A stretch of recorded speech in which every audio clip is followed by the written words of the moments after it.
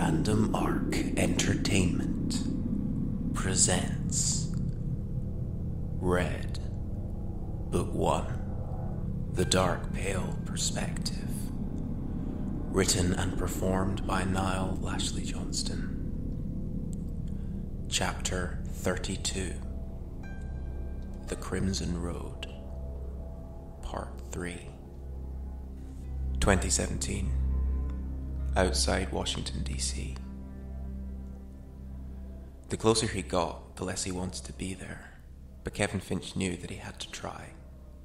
2 miles back, he thought he might have had a chance of making it without collapsing from blood loss and exhaustion. Now, though, he was less than positive. It was when the lightning became the only light source available. Kevin had been in the middle of a welcome break from limping and witnessed his city going dark. He was worried about his country. She wasn't well. Not well at all. She had been infected by Doug Harrison's corrupt administration and the contagious apathy that radiated from the man himself. Kevin looked ahead, focusing on the darkening city.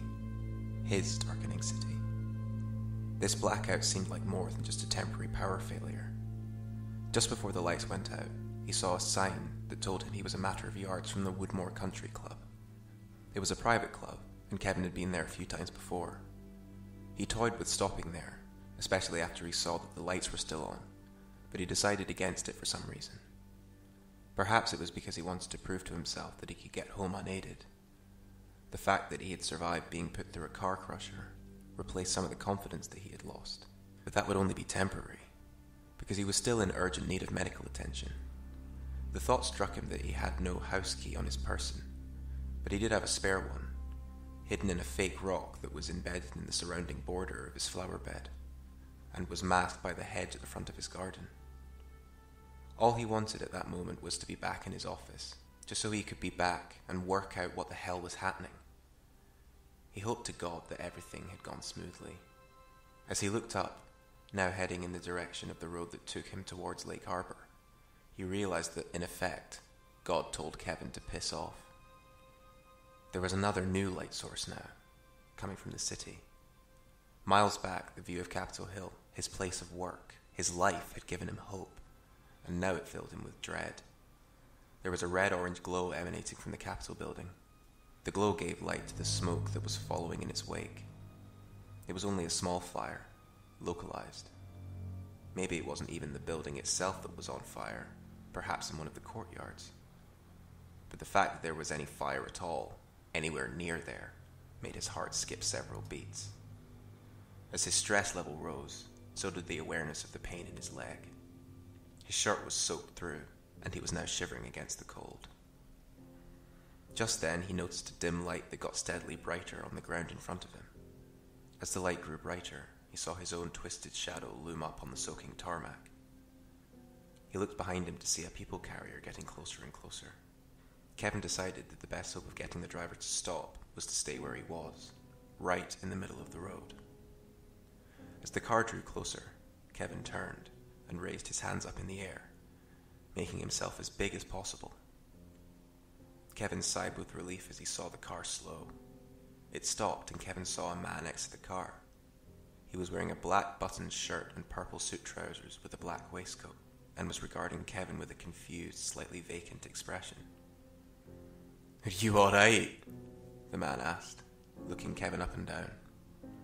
Kevin started laughing then. He could still feel the throb in his leg, but he was just so happy to be interacting with someone who wasn't actively trying to hurt or murder him. "I had a bit of a brush with an angry car crusher, but I think I managed to give it the slip." The loss of blood was no doubt starving Kevin's brain of oxygen. He didn't know what he was saying. What he wanted to say was, "Help me, please, please, help me, I need to get back to Washington, now." But instead what came out was an onomatopoeic joke that made the purple-legged man smile. "Who are you?" asked Kevin, now limping towards the car. He didn't really care, he just thought it polite to ask, since the guy was nice enough to stop. "My name is Grayson Wolf. That's with an E, not an A," he said, putting out a hand. Kevin gripped it with an almost caveman grip and shook it vigorously. Subconsciously, he inhaled the foreign accent. Irish, maybe? Scottish? There was a part of his brain, a small part, that didn't expect to hear that voice, and was somewhat even wary of it. But the rest of his brain was being suffocated by self-preservation, and so he ignored it, and just introduced himself. "I'm Kevin. Kevin Finch," he said, still shivering. The man looked at him. "Congressman Kevin Finch?" "Why, yes, indeed you are." Kevin nodded, not sure if this guy was about to offer him a lift or get in the car and drive away, possibly attempting to run him over in the process. But the man just smiled. "I've heard a lot about you. Would you like a lift?" Kevin breathed a deep sigh of relief. Yes, that would be very helpful, thank you." The man's smile widened. Kevin noticed that the man's teeth were metal-plated around the edges, and it was at that moment that he wondered if getting in the car was such a good idea after all. But the pain in his leg muffled his gut instinct. It was barely audible now. The man opened the passenger side door and watched as Kevin limped over, still smiling. Seconds later, they were on the move. The euphoria of being in a heated car made Kevin relax. He turned to the man now, who he now saw was still looking at him, not concentrating on the road ahead. To be fair, there was absolutely no traffic. "So, you live in Washington?" he asked, deciding to make small talk, to make the journey to his house pass by faster. "Just visiting," the man said, now looking at the road. "Could never resist a party." Kevin frowned. "What do you mean?" The man started laughing. The giggle lasted a good 10 seconds, and it made the euphoric feeling that initially relaxed Kevin when he entered the car disappear almost completely. The whole time the man laughed. He didn't look at Kevin. Then he stopped, abruptly, cleared his throat, and looked back. "Nothing," he said. He clicked on the cigarette lighter that was positioned under the car radio. "Do you partake?" he said, proffering a pack of Marlboro Reds. Although Kevin had recently given up on smoking, he decided he deserved it.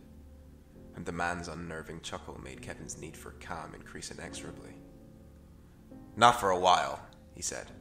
"I'm poised to give up." The man leaned in closer now. Kevin could smell the stale cigarette smoke on his breath that was lightly mixed with the smell of mint. He moved his mouth up to Kevin's ear and whispered, almost animatedly, "Nobody ever really quits." Kevin nodded and smiled, doing a fake laugh to put the man at ease. He had the look of someone who wasn't quite all there, but Kevin would much rather be in here than out there. He took a cigarette and put it in his mouth. The car lighter clicked seconds later, and the man pulled it out and used it to light up before passing it across to Kevin. He lit his first smoke for almost a year, and it tasted good. "Did you see the news earlier?" the man asked, this time without looking at him. "Are you referring to the impeachment vote?" Kevin asked. The man laughed again. "No, although that was a close one. I'm talking about Harrison's speech." Kevin shook his head. "Speech? What speech?" He was also thinking how or why he would have made one, given that he had a feeling the vote had gone through. Grayson Wolf smiled again. "The man's gone crazy. Being president has loosened something up there." He pointed to his temple. He ranted about the death of Obama, saying that it plunged this country into some kind of sickness. But then he backtracks and talks about how this country has always been sick, and that he is the cure, blah, blah, blah. He paused, then turned to look at the road. He made a left turning off the Capitol Beltway onto Central Avenue, now heading towards Capitol Heights. Then he spoke again. "That's the problem with these New Age psychopaths. They don't think anything through. They say things that they know will get a reaction, give people a shock, frighten them, and then they'll realize that that's not actually what they're trying to say, so they'll go back on it. Because like every tantruming child in history, Kevin, they don't actually know what they want. Classic moron." Kevin's gut was telling him that the guy might have a couple of screws loose himself. but he chose not to say anything to that effect. Instead, he said, "You a psychologist, I take it?" Grice and Wolf looked at him, now with no smile adorning his face. "What makes you say that, dear?" Kevin shrugged, his subconscious tickling him again, although it was nothing compared to the throbbing in his leg. "You just seem to have a keen understanding of the human mind." Wolf shook his head. "I've only been talking about it for a matter of seconds. You must be great at seeking expert advice." This statement angered Kevin slightly, but again he chose not to show it. "So, who are you visiting in Washington? Family?" Wolf nodded. "In a manner of speaking, yes." Kevin nodded, glad that things were back onto simpler topics. But that relief was short-lived when Wolf added, "Haven't met most of them yet, though." Kevin took another drag on his cigarette, his paranoia now building. "You know your way around? The power's out," he said, taking another urgent drag. "I'm sure I'll have a firm grasp on it in no time, Congressman. I always get a firm grasp on things, but if you wouldn't mind showing me where you live at least, I'll drop you off. Maybe we could exchange digits. I can hit you up, as they say." "I've lost my phone," replied Kevin, realizing something for the first time. He was covered in blood, which was leaking out of his leg and staining the car's interior. The man was driving, so he clearly wasn't blind, but he hadn't said anything, and didn't even comment when Kevin looked up to see him staring at the passenger seat. He just simply looked back at the road and smiled. A feeling of nerves cascaded over Kevin Finch. Moments ago, the pain in his leg had withered to a dull throb. The relief of finally being out of the rain, followed by the warm, welcoming interior, no doubt counteracted the discomfort. But that discomfort was escalating now. Kevin looked at Wolf out of the corner of his eye. He was still staring forward, smiling, but the smile wasn't a casual one. The moonlight glinted off of his metal-plated teeth, and his eyes were wide and alert as he scanned the darkness around him. He turned to look at Kevin, his grin fading only slightly. "What's your address?" he asked. Kevin wanted to avoid giving him his real address, but knew he needed to get home as soon as possible. He didn't have the strength to limp from a neutral location. There was a voice in his head that was urging him to go to a hospital and seek medical attention, but the blackness around him made him think twice. The car's headlights were basically glowworms in jam jars, so Kevin was only able to see a couple of feet in front of the car. If this blackout was going to last, he would have to go to a hospital. They would have backup generators, wouldn't they? He could see some buildings in the distance that still had power, so the blackout was centralized. Kevin had a feeling that there was more going on here than he was aware of. Wolf had also mentioned a speech that Doug Harrison had made. Did the vote even go through? He had to find out more, and going home wasn't going to help that. At least in a public place like a hospital, someone might be able to explain what the hell was happening. Kevin realized that he had been silent for over a minute. Grice and Wolf was looking back at the road. His smile had vanished, replaced by a look of concentration. "Can you drop me off at a hospital? That's probably my best bet. I'm probably going to bleed out soon. I'm starting to feel a bit numb, if I'm honest." Wolf didn't say anything. He just nodded, and the car suddenly sped up. This made the pain in Kevin's leg flare, and he gritted his teeth vigorously. The closest hospital to Capitol Heights was Bridgepoint, but as he could only see the shade of black ahead, he knew that the admittance process would be slowed down to almost nothing. The amount of accidents that must have occurred in the blackout would leave all the central hospitals crowded and clogged. Kevin made a quick calculation. He was beginning to feel faint, and could still feel the blood dripping from the wound in his leg. "Do you know where you're going?" Kevin asked, without looking at Wolf. Wolf grinned again. "I was just about to ask you." Kevin nodded. He explained that Bridgepoint's generators would probably be out, so the best thing to do would be to turn north towards the MedStar Hospital Center after they got into the city. They were on East Capitol Street now, and so would pass Bridgepoint on the way. Maybe then he would get an idea of the scale of the possible carnage that Kevin knew he wasn't ready to see. The new concentration, the sense of purpose, made the feeling of trepidation that he had felt towards Grice and Wolf moments earlier gradually subside. Maybe he was just a bit weird, but he was obviously coherent enough to drive and kind enough to take Kevin all the way to the hospital. Wolf had stated that he didn't know DC well, which put Kevin in the driving seat, so to speak. He decided to ignore the feeling of paranoia which automatically comes with a self-made sense of security. Whatever was going on here was big and bad. There would be people out there trying to help, and people out there trying to make it worse, just because they could. He smiled to himself through gritted teeth as he remembered thinking that Wolf may be one of the latter group, but like Kevin's mother always used to say, appearances can be deceiving.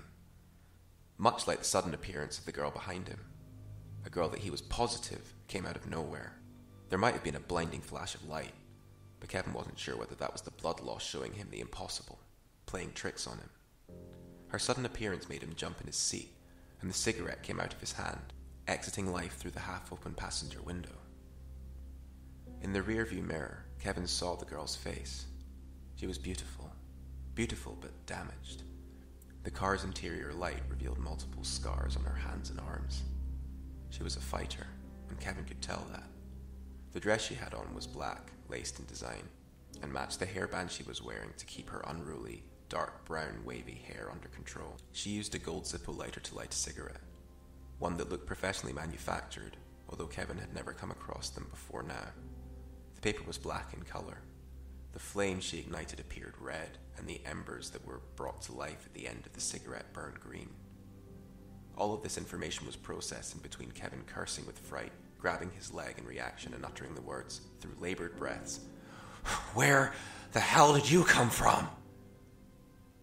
"Don't worry," the woman said, in an accent that Kevin recognised, but it was mixed with something he couldn't quite identify. The two people that were in the car with him unnerved him, no question. They were outsiders. Travellers.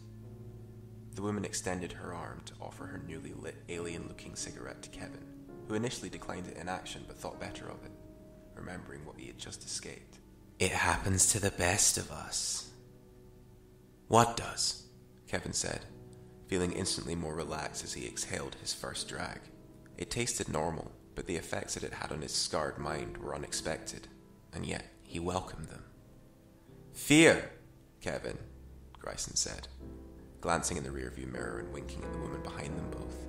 "This is Kaya, by the way, my special someone." "I am special," she said, gripping her hair and skull and presenting a wide smile. Grayson giggled, and the next words exited his mouth in an accent that was closer to hers. "You're goddamn right." He turned back to Kevin. "Don't worry about the fear for now, Congressman." He nodded towards the cigarette in between Kevin's fingers. "For now, have a suck on some courage." Kevin eyed the cigarette in his hand with suspicion, but there was an ultimate feeling of resignation growing in his soul. He took another drag, then exhaled, glancing in the rearview mirror to see the woman, Kaya, smiling at him through the zooming shades of light and darkness. She lit another dark cigarette and exhaled herself, never taking her eyes off Kevin. "You did say you needed a ride, didn't you, Kevin?" Grayson said, his smile wide and haunting.